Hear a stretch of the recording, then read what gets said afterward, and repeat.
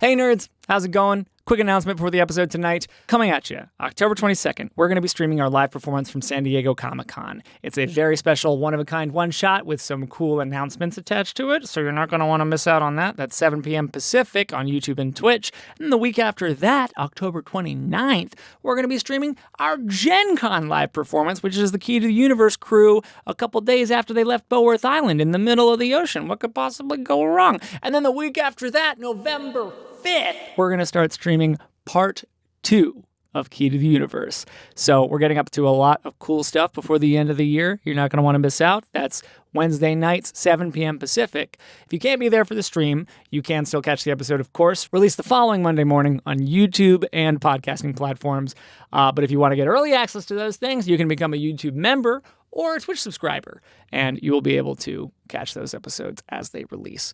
So please join us there. I can't wait to share with you all the cool stuff we're getting up to before the end of the year.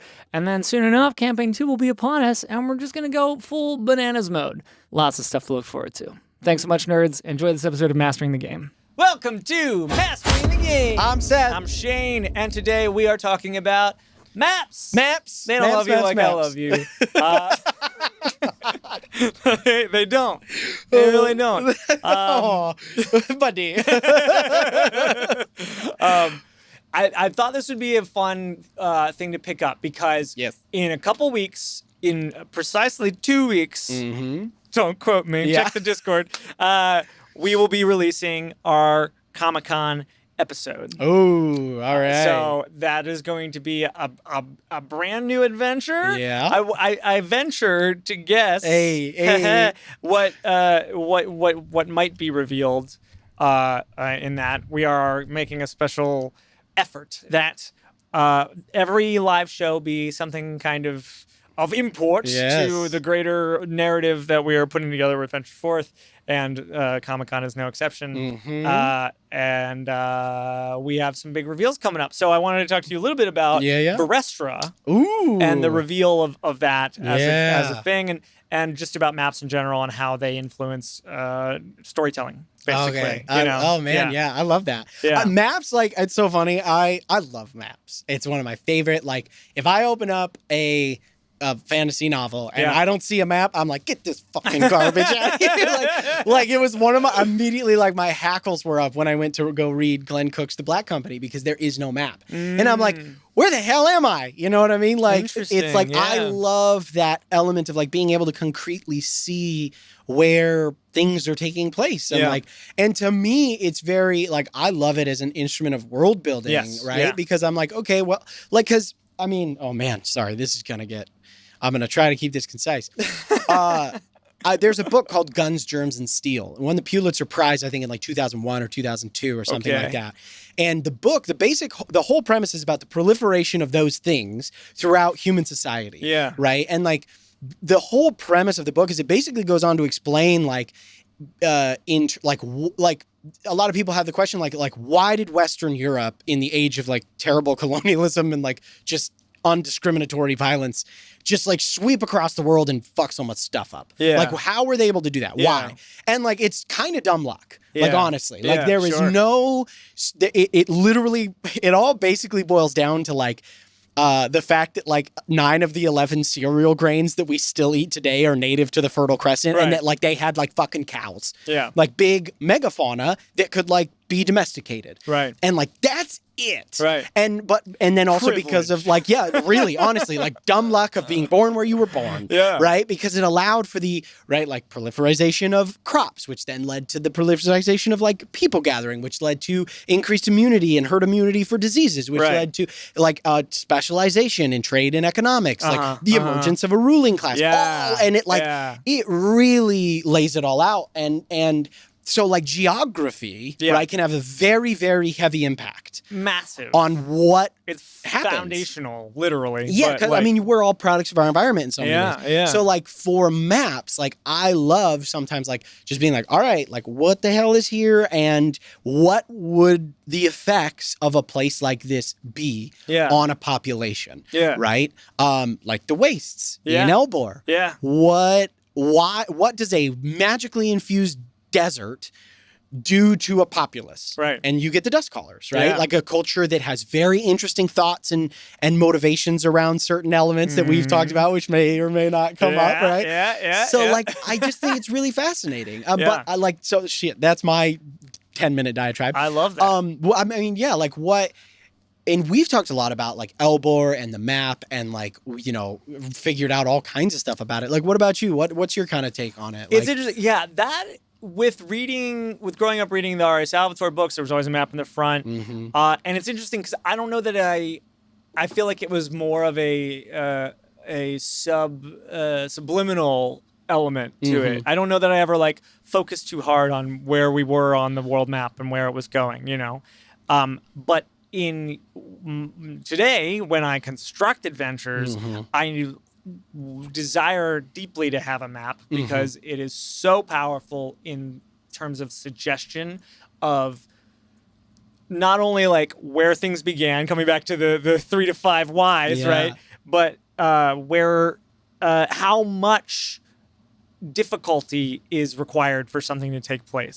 If a city is 10 miles from the river, there's a different amount of difficulty than if it is 5 miles from the river. Like there's this like of getting water to the city, of creatures coming from the water to attack the city, of any number of like consequential adventure elements that you might utilize, right? Absolutely. If you have to cross a rope bridge to get to a thing, that's now a node of your adventure that you can exploit, or you can just narrate past it, right? But there's all these sort of opportunities for storytelling in how you build your map and what kinds of hurdles those things can present. Absolutely. Yeah.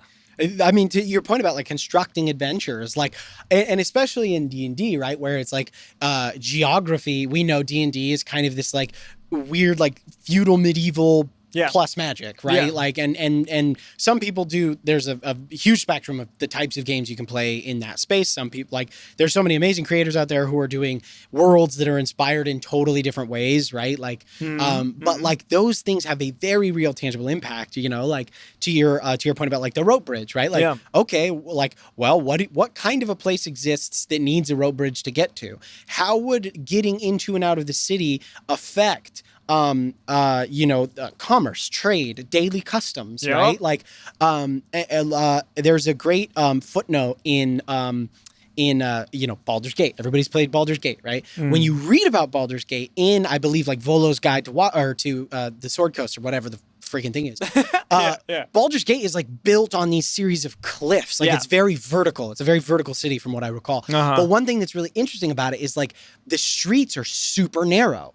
So like coaches don't exist within the bounds. Like you have porters. So like commerce does not go through coaches. There's a porters guild and guys carry shit everywhere. Right. That's a huge changes so thing much about the way that the city operates, right? Like the culture, right? The cliffs of Sildar in Stillgate. That one is like a very clear a social stratosphere divider. But it's also a very physical barrier. And like there's certain people who can afford to use the lifts and other people who can't. So like who might you find in that region of something I really love about the design of Stillgate is that very like palpable, almost like a parasite level of disparity, right? You've got the outer districts where the poorer people are literally on the outside of the city, and it's kind of like the Stillgate goes vertically upward as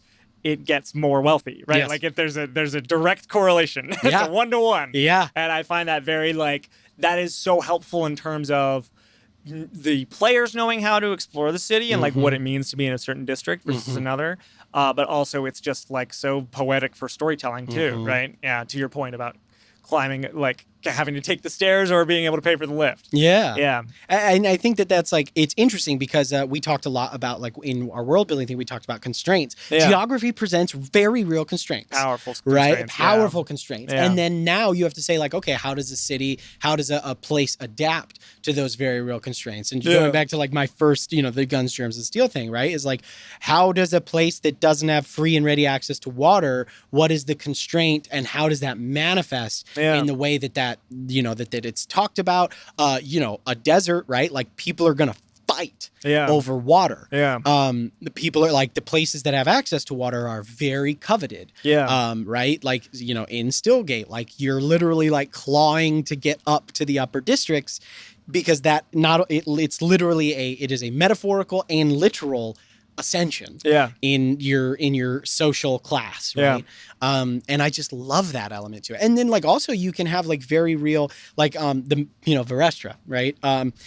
There's a map of Varestra that we revealed at the end. And one of the wonderful things about that map, about the map maker, which was, it was his first commission. I won't say who it was because I actually asked him. I was like, "You might get questions like this is a beautiful map," and he was like, "Yeah, I don't really want to do more of these." I was like, "Oh, cool!" So he's like my personal little friend that like made this awesome map. That's awesome. But one of the things he put in there was he put the currents, like the weather pattern, the prevailing winds, and the water currents. That's like on a hidden layer. And so what I get to do now is I get to go in and turn that on, and I get to go, okay, what does this mean? What does this mean for the climate? What does it mean for the resources that are there? What is it like? So like in at Comic-Con, there is an element of how I describe where the adventure takes place that is directly affected by the geography on the map. And it is a 1-to-1 like direct line. So which juicy. Is so fun to me. Juicy stuff. I love it. And I was the exact opposite of like when I was reading novels, I would literally like flip back to the front of the map and I'd be like, where are they? And it was one of the first things I actually established when I remember coming in. I talked to you a lot about like, I was like, do we have any sense of the scale of this? Because I needed to, like, it's just my brain. I have to know. And because it's a constraint. Because I'm like, okay, well, can I, like, because to me, right, again, I'm always talking about verisimilitude, and I think that, like, this matters to you, too, because we've had conversations about it when it pertains to, like, keys to the universe, well, right? It especially matters when you're sharing the DM chair. Yeah. Because it's like, well, we want it to feel consistent. So if it takes a day to get from one place to another place, when you're DMing, it should probably take a day when I'm DMing, right? Like, unless I put a giant trench in a minefield, which is something that I get to go. What if I added more constraints? Like, how can I change this thing? Which is part of, like, with MCOR. One of the things I was determined to do was to try and demonstrate how the war had impacted the geography. I wanted to like manifest that somehow because like the war's been going for 30 years. So like what has changed and how can I sort of like display that with like the deforestation that Addersfeld had done in order to provide for the war effort, right? These were like tangible things I wanted to offer. Absolutely. And like that society has a very tangible impact on the land around them, right? And like to your point, like stripping resources, like there's a killing field around Addersfeld because there has to be. Because not, from a defensibility standpoint and also from like a resource constraint, they're like, well, we need all that wood to make siege engines and building repairs and the minefields and all the barricades. Like it has to go. And I think that's such a fascinating thing to me. And I really love that travel time in D&D can introduce a constraint. And then like you are at, the beauty of it is like, it's like, well, if I need them to get from one place to the other, I can introduce a teleportation circle. I can introduce a friendly NPC who they can pay to get there. Maybe a high-tech boat, for example. Right? Yeah, right. So how do I make this take 5 days? Because I think that was your, like, we talked a lot about that constraint, right? Because like, it was funny because like I remember coming in and I was like, okay, tell me about some of the journeys. And I went back through and I was like, okay, it took them about this long to get from here to here and about this long to get from here to here. And there's definitely, I'm sure if someone really looked at it under a microscope, it would be like, that doesn't. But anyway, I remember I based the scale of Elbor off of the most recent journey that the AOR had taken, which was, I think like somewhere to Sunplume. And I knew it took like 3 days. So I was like, okay, 3 days in a cart. D&D rules, you move this fast, so it's that many. And I was like, oh, and that's what led me to the realization, like, oh, Elbor's pretty small. Like from a geographical perspective, it's relatively small. The whole continent of Elbor, from like the furthest western islands off the west coast of Oakenspire and Caldor to the farthest eastern edge of the Freywood is like, I think 2,000. Oh shit! Of course now, right? Don't quote me. It's like it's about the size of Australia. Like it's about the size of Australia. Right, which is a big landmass for sure. But like, if you put Australia in the middle of Asia, whoa, right? Like, right. And which is a whole thing, because one of the things I have to do all the time as a DM, and I don't think I would have to do this if it weren't for wanting everything to be consistent with like what you might do, is I have to like Google, what does 8,000 people look like? What does this amount of space, you know, like I look up pictures of football fields so I can kind of be like, what is that? What's a mile look like? And like, you know, like even things like I always have to look up like how far you can see with the human eye because of like the interference of the atmosphere, right? Like those things, like because it's so can be so, because like one of the things that for KTU for reasons, one of the players was like, with the Gen Con, it was like, can we see land anywhere? And I was like, let me see. Right. How far are they from land masses? How far can they see? Yeah. Right? These are things that I have a lot of trouble just like knowing from a gut check, or being willing to like say, this is it. You know, be definitive, because it's like there are scientific realities to those things. And to your point, it like provides powerful constraints, but it's also like this thing where there is an onus to some extent. Yes. And sort of comically, when I did MCOR, I had my own personal, like private scale that I had decided the map was wildly different from your scale.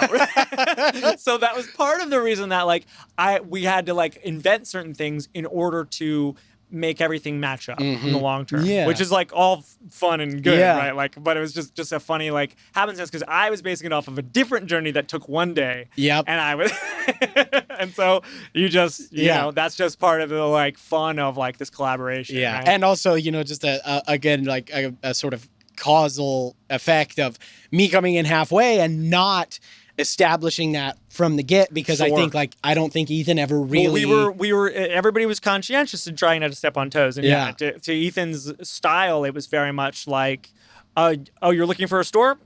It's across the street. Like, and so like suddenly something was, you know, the river was 5 miles away, even though maybe it would have on the map been 10, right? Like it was just an essence to that, right? Blows my mind, because and it's just not how I operate at all. Because like the map of Elbor, Ethan created. And so like to me, when I made a map, the first thing I'm thinking about is scale. A labor of love too. Yeah, like, it's detailed and gorgeous. It's beautiful. I love the map of Elbor. It's great. And like it's oh man, it's near and dear to me. Rich with storytelling opportunities. Yes, there's so, and right, like that's the other thing. There's so many little gems there, right? If you do that work on the front and like kind of to that point, like really come up with the, you know, these ideas, it presents you like it's kind of like you plant the seeds and then you get to reap what you sow later. Right. It's like this. You're planting the tree seed of whose shade which you will get to sit under later. Right. To twist that metaphor. That was totally fun. No, around. I liked it. That was a whole adventure. Makes sense. Right. It but like sense. You get this opportunity to then like be like, oh fuck yeah, that's really cool that like that works out that way. 100%. And you get, you know, you get these wonderful opportunities. And like, you know, I like it's fun because then you get to invent again, you get all these constraints of like, I established the scale, and then you guys had to go to the waste, and the waste creates a very finite amount of space on the map, and I was like, oh shit, that's not a long way. And then I was like, well, what makes it work? And then I'm like, that it's everything is difficult terrain in the waste because it is unbearably hot in the day, it's unbearably cold at night, it's windy, it's sandy, there's hazards, there's the land and terrain's all fucked up, and that like again got to inform like the literal visuals that I got to describe because I was like, oh, this is a very real geographical constraint that exists on the map. How do I make that work for my constraints in the story that I need to tell, the amount of time that a certain thing needs to take to happen? And then you get to go like, cool, now I get to get creative within that box. I get our box is sandbox. The sandbox. I need my box. I'm never gonna. Which is so funny because you made the sandbox bigger. Yeah, that was like one of your big swings. The clip we have, which I'll play. It's only a minute, but it's literally the moment of you revealing the map of Varestra, and I do think it is pretty exciting stuff. This was so cathartic for me as a DM. You've been hanging on to this for a while. Because I've been sitting on it for so long. Hello? I mean, the idea took place pretty shortly after I took over. And then, you know, the map had been finished for months. But I'm just gonna take this out. We'll do it live. We'll do it live. Do it live. All right. Here we are. Final moment, Elbor fades. Not in light, but in form. Yeah. And you see as its coastlines, its mountains, its shape. Or is that you? As Eldor itself is etched upon the face of the world it originally came from. Oh. And the two become one. Yeah. Oh, God. And in your last breath of godhood, you see a new tapestry unfold beneath you. God, this music is so wonderful. It's Earth was flat, but it was because it's part of a sphere. Wait, what is literally this? My way of envisioning it. What is this? Dude, and you see beneath you blue, green, and vibrant. Yo. Wait, that's Elbor. Oh, but that's not that's more than Elbor. That's a lot of Elmore. Elmore. What is this? Amazing. Yeah. The sister world. The twin world that these gods took Elbor from. Yeah. Its people. Its many facets. They brought it somewhere they could protect it. Oh, wait. That's us right I didn't realize. The tiny one? I thought we were the big one. I was like, that one there. But yeah, we're the smallest continent. The smallest on one. Verestra. Yeah. Yeah. Well, I just wanted this opportunity to give us I want, of course, all of us want Venture Forth to, God, continue for so long. Yeah. And I wanted this opportunity to kind of broaden the horizons a little bit, give us all just more room, because Ethan he made such a wonderful world in Elbor, but he shared with me it's a pretty developed world. It's a lot of it has been explored, and I was like, okay, which could have been untrue. I could have that was a private conversation between him and I. I didn't necessarily have to agree with that even, right. But I was like, I want it to be bigger. I want it to be more. I want more of Elbor. I want more sand to play. I want more sand. There's too many castles already here. They're nice. Yeah. I don't want to destroy them. Yep. So I need some more sand. So this bigger continent is actually about the size of Asia. Nice. As far as the contiguous landmass. That totally tracks. Actually, I think this one is. Sorry, that one is much more east-west, and that one is much more north-south. Gotcha. Which, to our point, right, has implications because latitudinally, weather patterns allow for broader expansion across a latitude versus continents that are north-south. Right. You have bigger temperature swings and variance, and change the weather. Yeah, they change the weather. It changes how easy it is to travel. So that continent has a different vibe to it than maybe the others. Something that I'm eager to do, but never have time for, and may never have time for, depending on how things go and where we might take the story, is do the map of Elbor of the era of renewal. The time that Andra's from. Yeah. Because it's different dramatically. The landmass is completely different. And it's something that I think I have a pretty good idea in my head of what it looks like, but I don't know if Brooke does. But it's just that's such a fun thing to explore. Is okay, well, this person lived on Pangea. Yeah. Dude, I was literally just thinking that. I was like, look at Pangea. And it's a totally different kind of thing. And that's such a fun element of this developing thing, this story that unfolds, as you always say, backwards and forwards at the same time. Right? Because you're like, okay, well, what was here before? And then, how did we get here? Yeah. And then where do we go from there? And we literally, a map is an opportunity to document and memorialize and crystallize the choices that we make in the world. Yeah. Right? And that's really fun. This map may very well change because of decisions that we make in future campaigns, of things that happen, of things gone awry, or aright. Hey.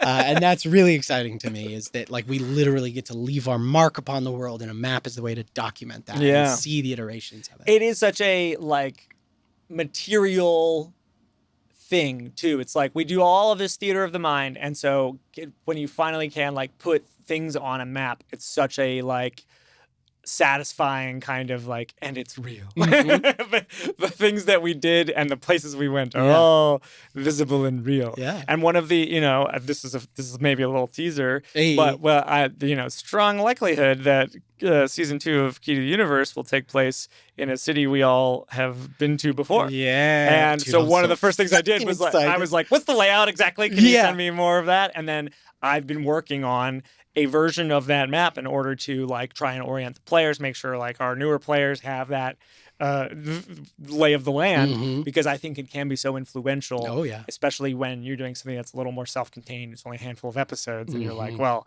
I'm gonna ring this thing out. Yeah.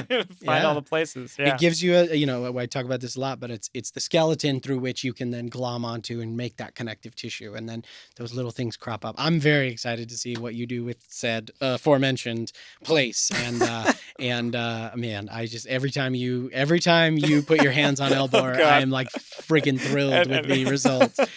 So I just can't wait. My it's gonna be very dirty, exciting. my grubby little hand. No, those brilliant, masterful hands. They're the hands of a craftsman. So I'm excited for it, man. It's gonna be hype. It's gonna be hype. Yeah. But yeah. So and you are.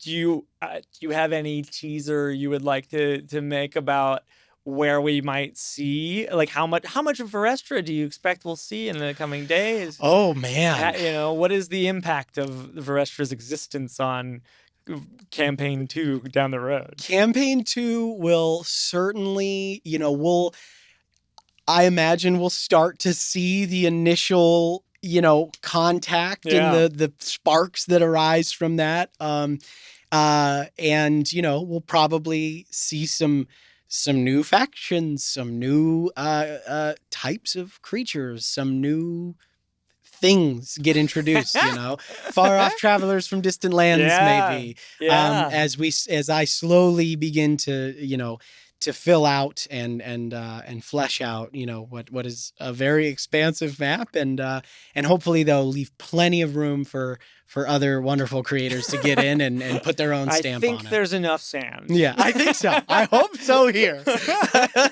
As I'm very much and this is such a fun element of the dynamic, right? Is that I get to go into those places we've been and maybe add a couple windows to the sandcastle. I get to kind of be like, okay, but what if I dug underneath the sandcastle and I put a dead bug there? Yeah. Something under there now. There's a couple in there. Yeah. And I think there's it's such a fun way that maps can expand vertically and latitudinally and 5-dimensionally in so many respects, right? That's such a divine pleasure to do. There's always more space to ink in a few more things. You know what I mean? Which is literally filling out those. I mean, even now with our GPSs and our satellites, people still, are making discoveries, and there's always room for people to continue that tradition and add on to it. And I love all the windows you've carved in our sandcastle. I mean, you done more than make some windows, and it's awesome. You added whole sections to the castle, and it's amazing. It's a lot of fun. It's a genuine pleasure. Good. So excited to see. I mean, people obviously have seen the map, but we'll see places we haven't seen that are familiar in some respects, unfamiliar in others, and continue to again ink in some bits and bobs here and there as we move through our adventure.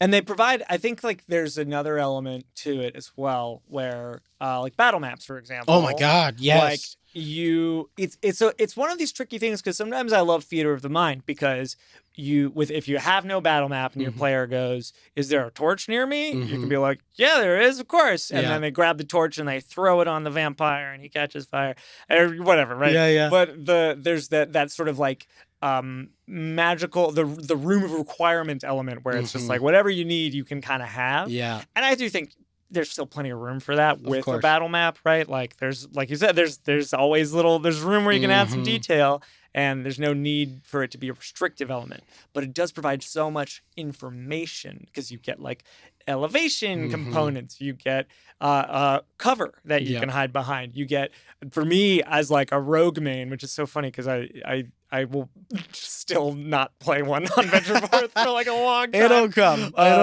But I'm always like, where can I hide? Yeah. Where are the hiding Yeah. spots, right? Mhm. And those are only going to be, if there's not something on the battle map, that's where I'm going to be like, DM, where is there somewhere I can hide? Yeah, agreed. I like theater of the mind, right? It's funny because I was having this thought earlier as we were kind of talking about it, but like maps, we were talking about like cities, right? And it's so interesting to me because maps provide from micro to macro, right? Like along that entire spectrum. Yeah. And it literally to me like goes from like we're talking about like battle maps where it's like this is a 40 by 40, 120 feet by 120 feet square of the world that exists right now because we've plopped this map down here and thus it is made real. Yeah. And so like from that level of, interesting to then like the macro scale, of course. Yeah. But battle maps provide this interesting opportunity. And I speak about this a lot. I love some constraint because like I just don't think I'm smart enough to on the fly come up with like a really fleshed out map in a battle because I'm just tracking too much, right? Yeah. Like I'm worried about too much stuff. Yeah. So like I like a battle map because it gives me that skeleton, and then I'm free to be like, oh yeah, there definitely be some boxes or whatever over here. It's just like not on the map because like I didn't add, you know what I mean? Right. It's like, oh yeah, there's for sure some boxes. because I don't have a pile of assets I can just chuck on and there. also like there's only so much time, right? But and that is sort of like the hairy thing between like I have very fond memories of like starting D&D and just having the dry erase map where my DM would just kind of like sketch something out and then like that's your palette to be like he can be like there's barrels there. You know what I mean? Like you could just draw that stuff in, whereas like the digital thing you get a lot more visual stimulation, which does help for like coming up with cool ideas. But you do it. That is the caveat, is that you have to do a little more work on the back end if you're trying to add stuff while you're playing, right? Yeah, it's like it's a sliding scale, right? Like in some cases, that level of constraint can be really fun, and in other cases, it's like, oh well, like and it's kind of a floating target. Like I actually a combat that kind of sparked to my mind for some reason immediately was the Wasteland Binder fight in the Wastes. Yeah, there were like these pillars of rock that are on the map. Yeah. And I think Rebecca made was a lot of use out of them. Can I get up on one of those? I was like, yeah. And Rebecca was like, how tall is it? And I was like, 40 feet. Like, you know what I mean? Because like didn't say it. So I got to go, I could have been like, that's 80 feet in the air, right? Yeah. Or whatever I made up. So like there's elements where you can kind of leave some of that room for yourself. And then in other respects, like and it also depends on the players that you have, right? Like I know, right? Like I know Russ really loves to know like his measurements. You know what I mean? So sometimes I put them in there. Other times I just decide on the fly. It kind of depends. Yeah. But it's interesting that like you get that experience of like playing through it in real time. You have some flex to throw in elements if you need them to, the stack of barrels or whatever, right? It's off. And then having enough of again, that framework from which for me, I just kind of need to operate. And that's just like, that's how I work, right? Right. But for, cause I'm a very visual person, I have a hard time for some reason in my, like I need to see it out. And so like, I like that. But yeah, battle maps are, that's a whole conversation. I love battle maps. It's one of my favorite things. I have hundreds of them that are saved that I may never use. But yeah, well, it's just such a good source of inspiration too, and it helps me a lot with like making the map of the city. When I'm trying to orient my storytelling, and the same thing goes for like the battle map. If you go like, okay, well, what kind of challenge do I want this to be? And if it's like, oh, well, I want it to be a boss battle or something, then you have to have all of these sort of like systems that force it so that, for example, it's not easy for the players to run away. If you're like, this is a fight they have to face, right? Things like that. Or it's like, oh, this will be a fun opportunity for the players to have to like do a creative problem solve. I did a little test dungeon I was running for some players where there was Rebecca will never forgive me for this, but there was a lever in the middle of the room that my intent was for the baddies to go pull, and it basically like created like a poisonous cloud. Oh, interesting. But the players, being good players, went and pulled the lever. Amazing. But it was because they broke out of the cell a little earlier than I expected them to. So then the baddies kind of came in, and then anyway, but the lever hurt them, right? But the whole idea was that there were different levers in the room that would then like the players could interface with, and they would cause different effects. And so it's sort of like trying to instill in the players an experimental idea. It didn't quite work the way I'd hoped because they were just like, let's not pull any more levers. That happens. It's all bad. Happens all the time, right? But that sort of thing of like you can use maps to inform so many elements of how combat plays out and what kind of world you're in, because the whole, the conceit of that whole thing was like it was literally designed as a like trial ground, as like a testing ground. So I had all the freedom to like do whatever kind of maniacal jigsaw traps I could come up with, which is awesome, right? Yeah. Like, I mean, the obstacles that will be presented by like being out in the forest with wild animals are very different than they would be in a mad wizard's lair. Yeah. You know what I mean? Like those two constraints, right? Those two premises manifest physically very differently. Yeah. And you have the opportunity to then, like, to your point, right? Like build all these crazy things. Yeah. And that's a fun opportunity. Like that, to me, I really enjoy that element of it. And it's interesting that you mentioned like, this element of like being able to design the maps for the purposes of the stories that you want to tell. And like, I agree. Like I'm curious, like what you've thought, if there's anything coming up, right? Cause you've mentioned a certain city, how have you looked at that? Cause like I didn't have a super detailed one. I had a rough idea. Yeah. And I was like, here you go, but move whatever you need to around as long as we didn't say it. As long as we didn't say it, hey, it's wherever the hell you need it to be, right? Which is awesome. Yeah. So like I'm curious, like what has there been anything that you can tease at for the upcoming sessions that you haven't already mentioned about for how the map will inform things? Yeah.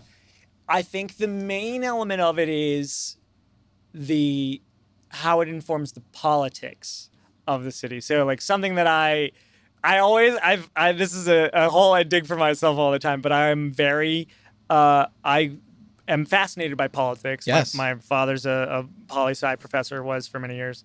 And my mother as well taught women in politics. So I just like have this background of like politics are interesting to me. Oh yeah. And especially there's a joy in like we have this sort of freedom in these fantasy settings to go, okay, none of this actually is, no names or places are the same as they are in the real world. Yeah. So we can explore themes with a certain liberty, right? And kind of like, especially with the KTU gang, who are, morally gray to say the least. Oh yeah. There's a certain episode that maybe highlights that pretty adroitly. Maybe coming up in a couple weeks. Yeah.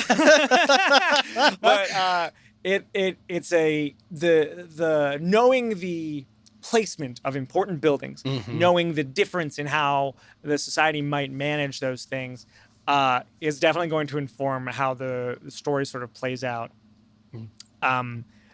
And I guess that's like most of what I can say right now.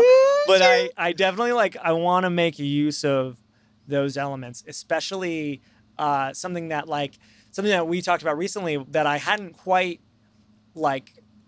oriented. Was a certain underground facility. Yep.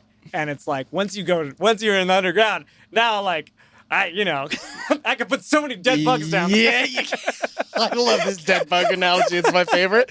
But like it's I remember exactly, and I was like, yep, that is your blank canvas. Like go ape shit. Okay. There's only 3 things that are established about it, and like that's it. Yeah. And those are like things, right? You know what I'm talking about. 100%. I was like, other than that. Yeah. Nope. That, and like it's a very unexplored world, I think, in many respects, right? That's a whole different ball of wax. So I'm excited to see what that is and how that manifests. It's gonna be a whole thing. I don't know that I have properly chewed what I've bit off. Hey, but hey, man, that means it's gonna be a mouthful. That's sitting in the chair, baby. Like that's just what it is sometimes. Like, I cannot tell you the amount of times as a GM you just like, what have I done to myself? You know what I mean? You're like, why did I make this choice? That is the job. You go like, why am I here? How did I ever conceive? What are the 3 to 5 whys to how I have doomed myself? Oh man. And that is like you said, that is a big old bite to chew on sometimes. And I feel like every GM, if they care and they're invested, has at some point, and maybe with some regularity, goes, fuck. You know what I mean? Like, what have I done? Okay. Yeah. Oh God, that face. I know that one. All right. Okay. Like, oh, that is so intimately familiar to those who sit in the chair. So with that, I suppose Yeah. now is a good time to bring in the illustrious producer of this show, Rebecca. Did I get a promotion? I think you did. That's what yes. Definitely let's go not with yes. not a pay increase, but Responsibilities. Yeah. Yes. Oh, yeah. That's right. got more to do. More work, and same amount of money. Which is please support us on Patreon. Yeah. Yes, please God do it. For more maps. Yeah. For more maps and chats like this. That's right. Well, today we have a D&D horror story. Oh, and boy. if you Hey. have a horror story for us, Yes. Yeah. You can send it to ventureforthdnd@gmail.com. Yeah. And make sure to Send put it Maybe someday we'll discuss we'll get to it. Yeah. Make sure to put either D&D horror story or AITA. AITA in the subject line. AITA. Because it makes it easier on our producer to filter through the inbox. Correct. That is going to get crazier and crazier. It's going to be a madhouse. huzzah. Huzzah. All right. Well, we've got this one titled The Maze of Misery. Oh, no. Mazes. Oh boy, I already have strong opinions on this. The Maze of All right. Misery. Labyrinth. This is from a Theseus player. and the Minotaur. From a Well, player. that might come up. Oh, jeepers. shit. Okay. We love to see it. So, So, before we discuss the maze in question, yeah. we must give a brief overview of the campaign before we hit the maze, in quotes. I have been playing with a group of Magic the Gathering players for a while. One night, one of the players mentioned... I almost Magic did the Gathering players. it. Sorry, I almost did it too. I play it. I'm just kidding. Same, We both play it. Calm down. One night, one of the players mentioned that it would be fun to do a D&D session among our Magic the Gathering sessions. He asked what kind of settings we might like to play, and I mentioned my two favorite, Eberron and Ravenloft. 2 of the 4 players were fairly new, but liked the idea of horror D&D. So it was decided we would have a Ravenloft-themed campaign. However, I was used to playing 5e and not Pathfinder. I originally wanted to be an Inquisitor because role-playing as an eccentric old man who is secretly in service to the Raven Queen slaying undead sounded badass. However, the DM said no. Not knowing anything, I chose a wizard. Not knowing dexterity determines whether or not specific spells hit, I had an outrageously high intelligence, high wisdom elf with no dexterity or constitution. I wanted to be a hyper glass cannon, but I didn't realize my damage would mean nothing. On top of learning that my character couldn't hit, this is a 5e versus Pathfinder confusion, it sounds like. Yeah. On top of learning that my character couldn't hit anything because of my poor dexterity, my DM would make the challenge rating of the enemy's monsters absurdly high. Not only was I getting one-shot by random enemies and monsters, but my party members were as well. There would be times where our entire party would drop while running away from certain encounters, only to be resurrected in a more malformed and monstrous appearance. I personally asked the DM, "Hey, so I didn't know dexterity was important to spellcasting in Pathfinder. Can I please edit my character? Maybe re-roll into something else?" He unironically laughs in my face and says, "You are just going to have to ride it out. You are stuck this way forever." Many deaths and I wish disappointing... I could wave it angrily, I but know, it's always, right? it always feels jubilant Yeah. when you wave a flag. Right? Yes, but you have a flag. Sorry. Many deaths and disappointing rolls later, our DM decides to reenact the Minotaur and the maze. He has us warp through the mists of Ravenloft to a supernatural maze. What is supernatural about this maze, I hear you asking? What's supernatural about the maze? Yes. Because of, parenthetical, insert magical reason here, end parenthetical, we cannot distinguish the length and size of the passages. All we know were the directional path we were on. Outside of that, there were no obstacles, no monsters, no puzzles, just a nightmarishly bland maze that is overly convoluted. We spend 3 sessions trying to penetrate the maze, each of us drawing different maps because we all don't know the true size and scope of the maze. 3 sessions of you go left, then you go right, then you come to a crossroads, etc. This would go on for hours, for several days. It got to the point where the DM made animal familiars to help us navigate and put up signposts through the maze. I did lie, though. There were 4 points of interest in the maze. Each one had a statue of a sphinx, and we could answer riddles to get objects. Each one was lazily looked up on his phone on the spot.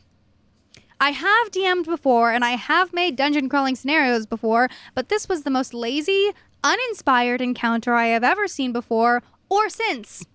I think the worst part was after the encounter was over, he tried gaslighting us, implying we were just playing the maze wrong, and that's why we weren't having fun. He also said with a cheeky grin, "At least nobody died." It was painful because I really wanted to unwind with my friends after work, and each session made me feel sour and bitter. I eventually left the group altogether because of drama. In the end, I'm glad I did. Man. Okay. There's a lot there. There's a lot there. First and foremost, mazes, very difficult to do well. They're just fucking hard to do well. Like, as a premise in D&D, they're just hard to do. It's not a very cooperative challenge. Nope. Kind of inherently. And it feels just, single player to me. It feels single player. It's hard to make them. It's hard to make this. It's hard to make stakes. It's hard to design well. Yeah. It's hard to design well. Yeah. I've seen it done pretty well, and I had a lot of fun with one once. And I designed one once that I think everybody had a good time with. They told me so, unless they lied. But like, no one would lie to you, Seth. But I've also like participated in some that were, pretty bland, because it's just like, all right, go right, go left. You know what I mean? Really got to think about like, okay, how do I add stakes? Like, what are the elements of an interesting puzzle? And like, it's hard to do well. That being said, like, it's so interesting to me that it was all rife with just poorly designed everything, right? Like, it's like if your players are constantly running away from your encounters, that's a bad sign. If they are always dropping dead, that's a bad sign. Yeah. If they are not, like, that's not fun. It's just not fun. Yeah. Like, even if you don't enjoy or love combat in this game, dropping dead every encounter fucking sucks. You know what I mean? It's just no fun. It feels like sucks. It's fun to do sometimes. Like, I've had a lot of fun going down in combat when the stakes were high and it felt like a good moment. And I go down. That's awesome. Those things you feel really good. But if it happens all the time, now you start to wonder, right? Like, is my character just shitty? Like, suck? What's going on here? Yeah. Which, like, not letting him change after like being like, hey, Huge red haven't flag. played Pathfinder. Especially when it's like, dude, this is a new game to me, you sadist. What like, the hell? Yeah. So many red flags. Yeah. I did think one thing just in the preamble that I thought was pretty funny was like the idea of like a Magic the Gathering group being like, what if we did something else? Because I've been in a Magic the Gathering group where it was like 8 people we met every month, and then one of the guys was like, how would you guys feel if like instead the host, he was like, how would you guys feel if like instead of doing Magic like every other month we did like a game night? Everybody was like with like regular board games, and everybody was like, yeah, I hate this game. I just like hanging out with you guys. That's like, so like, funny. So universal that everybody was like, yeah, let's do something else. Yeah. Anything else? Here's the thing. I like playing Magic the Gathering against strangers on the internet with random usernames, and I can be like, yeah, fuck you. But I don't know that I'd enjoy playing Magic against my friends. I think it is fun for a little while, and especially if you can find some parity. That's the hardest thing with those with competitive games is like, if you're just getting smoked, it's no fun, right? Yeah. You gotta have a level of like equity among the players. Yeah, I'm not gonna go try to play tennis with Serena Williams. You know what I mean? Like, I'm not trying to just get rocked every time. Yeah. That's not fun. Like, to maintain my ego to some extent. Yeah, like, man. But yeah, just that made me laugh because I was like, yep, been there. Yeah. Moving back to maps and mazes for a second. Sorry, what was your question, bro? Bro. I don't know why I said it's Korg from Avengers. I'm sorry, what was your question, bro? That's why I say it that way. But yeah, moving back to maps. I was going to say Shane made one of the most interesting maps for a one-shot he did during the pandemic for me and some friends. And it was such a joy because it was actually one of those where he had it it was a design of something, and none of us knew what it was until it got more and more revealed. And that was a very interesting map. I would love Shane to talk a little bit about that map. Oh, yeah. Well, it was a big... the whole conceit was that it was like a town, a cursed town. I love a cursed town. Dudes, they're so fun. I love a cursed town. And this town was cursed to not feel emotions. And so the dungeon was, they were trying to it was sort of like high fantasy, trying to unlock the seal to restore emotions to this town. And so the dungeon was shaped like a heart, but like a photorealistic, an anatomically correct heart. Oh, that's so it had cool. So the passages they were taking were the actual passageways, ventricles, the ways that the blood moves throughout the heart. Yeah, that's so cool. So it was really fun. Yeah. If you can find, so it wasn't quite a maze, but it was like that kind of systematic dungeon. Yeah, crawl. Yeah. It can be done well, right? And I think it takes having a strong concept will get you a long way. Yes. And it's funny because I think about this all the time because I love horror games. Yeah. And a theme through many, I think probably all horror games, even the ones that are more action-based, like your Dead Space, your Resident Evil 4, there's almost always an unstoppable creature is chasing you. Yes. Right? And that's such a fun fantasy, for, I kind of like the Regenerator in Dead Space comes to mind, where you gotta you blow off its legs and it's gonna start to come back. So you're blow off its legs and then I run because I can't fight it actually. Mr. X, Mr. X in Resident Evil 2 chases you throughout the mansion. You got to solve puzzles while he's chasing you. So you can shoot him in the head and he just goes he's just hey, why'd you do that for? But then he can't. And the moment he gets you, you're dead. Right. Oh. So, and it's a fun conceit because it's pressure, but also, and it's so satisfying when you defeat the challenge, right? The reason Rebecca knows Mr. X is because I play it with our cat, because our cat will be chase me. That's why I stomp around the house, because in Resident Evil you can hear his footsteps around the mansion. That's how you know where he is. So I will stomp around the house so she can run away from me. That's so cute. First of all, I need a TikTok of this. So back to the point of the Minotaur is I actually love that idea of the players having to run from an unstoppable force and solve puzzles while they do that.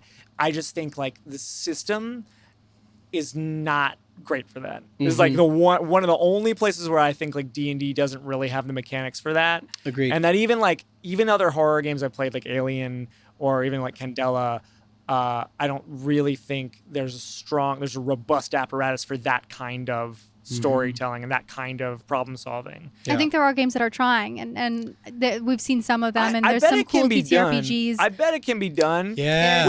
We saw one. Yeah, we saw one. Was that Gen Con? That was Gen Con, right? No, it was, it was Comic-Con. Yeah, you're talking about mazes. Mazes. The actual system. It's a great system. I don't know that the Minotaur element could be, although it does. You do have the roguelike element, which is I guess something you could do. But again, that's a single player system too. At least the way that we saw it played. It rotates, but it's a single player journey, and then the collaborative element. But you do want to be able to rotate. You learn from the other people, right? Yeah. So there's an argument to be made there. It's very cool. It's very cool, guys. I would check it out. Not sponsored. Not sponsored. But very cool. A friend of ours. A friend of ours was on a friend of the show was on the panel where they were playing, and it was fun to watch. It was a fun concept. Shout out Sydney. Yeah. Actually, so I'm curious because you obviously have designed a well-run maze. So I'm curious, do you have any thoughts or actionable items that you would say if you said if you want to try to do this and do it well, so you don't end up on Reddit, getting flamed. Do you have any tips for what might introduce those stakes and how you might tweak or mess with the system that is D&D to make it interesting and fun for a group if someone really did want to run one? I think communicating the idea, it's we talk about communication being key in every aspect, right?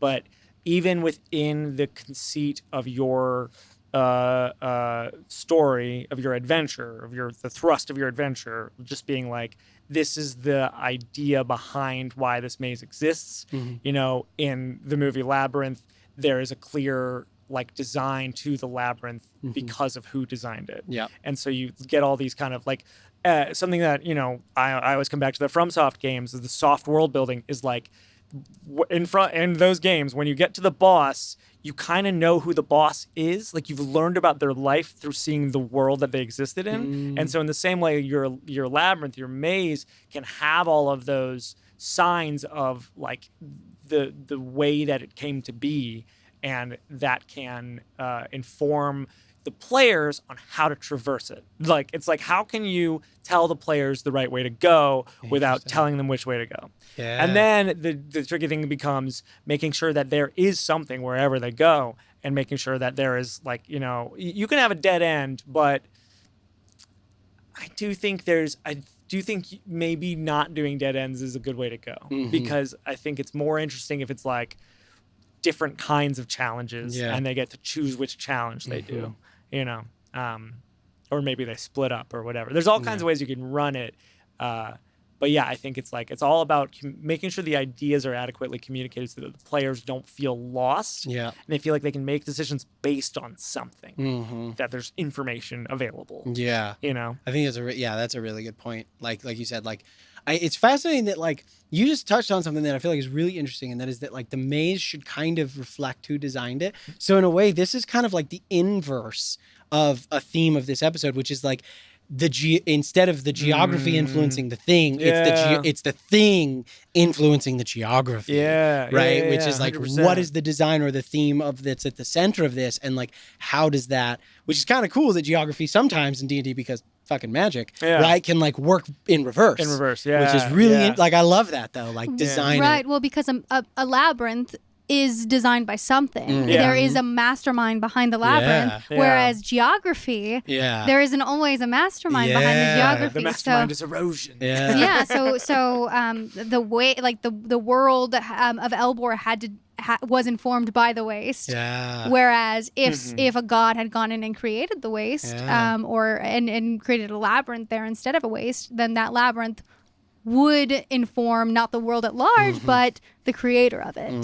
Because the labyrinth would, I don't know the story of how the Minotaur, of what the labyrinth is, like a punishment, right? And that's why they send, because the Minotaur is being punished, and then Theseus goes and he kills it. I was in a play called The Minotaur, but it was pretty loosely inspired. But I do think there's something you said for, like, why does it exist, and then how, and like, even like, you know, the movie Labyrinth, there's an element, like, the theme of it is like trust and like self-empowerment, but it's like there's no right way to go in that labyrinth, right? Which is a way that you can do your labyrinth, but it's like, that's because the person who designed it is a sadist, you know what I mean? And is a manipulative, right? And so there's that You're going to get where they want you to get. You're going to get where they want you to get, no and you're going to, like, fall through holes even if you get the right answer, and people are going to lie to you the whole time you're there. Everybody who's nice is not nice, actually. They're secretly doing something frightening, and then the fire gang tears off their heads. I had to leave the room every time the fire gang came out. We watched that, my sister and I watched that movie over and over again, and I was petrified by the fire gang. So that movie, shout out fire gang. I'm familiar with it. I know a lot about it. I don't know if I've ever sat and watched it in its entirety. Well, we can fix that. I find that movie, I don't know what it is, but I find it very disturbing. It's deeply unsettling. It unsettles me. Like, you know what? That movie, and then do you remember, like, the Dark Crystal?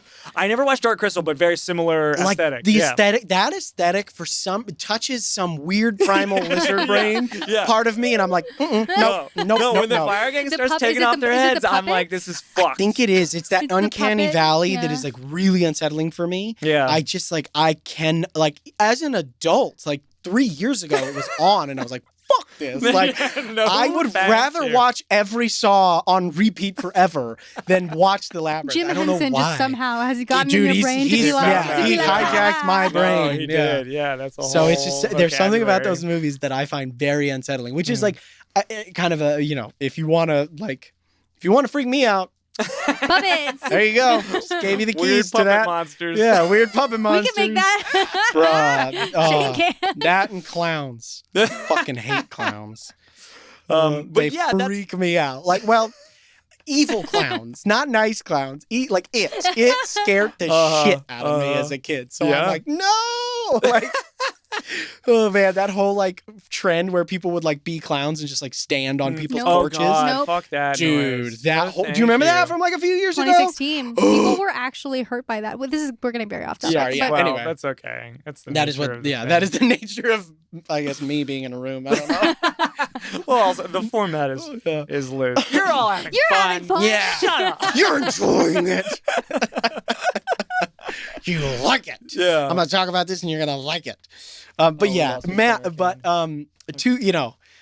I think it is interesting, right? That the battery ran out. I think on the Oh. center cam. I think it is interesting, right? That in so many ways, right? Like that all of this boils down to like the geography, if it is intentional, and if there is a lot of thought that goes into Yes, it, yeah. right? It can really enhance and overall like double down on the thematic elements of your game and make fun and interesting challenges for players and Yeah. present really interesting opportunities for world building. Yeah. Like if you really just think about it and kind of lean into it. Yeah, I think like the like if I were to try to tie it into a bow, a beautiful bow at the end, it would be that everything is part of the story, right? Mhm. Like every detail is as long as you want it to be, right? Mhm. There obviously as a DM you have the liberty to just be like, this is just throwaway, Yeah. right? Like it just is the way. That's Yeah. just the way it is. Magic. Just shut up. Yeah. Stop asking about it. I don't know. Oh, I've done that plenty of Yeah. times. We've talked about this. Yeah. But every detail is an opportunity to Mhm. inform the story in some way, and I think there is a great deal of joy to be wrung from that. Mm-hmm. Finding those details, finding the way that they're influential, and the way that they call and respond to each other. To say, like you're saying about the maze is built by a creator, and the world creates the creator, right? Mhm. The geography. So yeah. This has been Mastering the Game With Seth and Shane and Rebecca. and Rebecca. We have to give that whose name because does it doesn't not rhyme. Yeah, because it doesn't rhyme. So we got to give So the we beat got there. it just needs a sec. But thank you so much, Yeah. and we'll see you next time, nerds. Bye. Bye.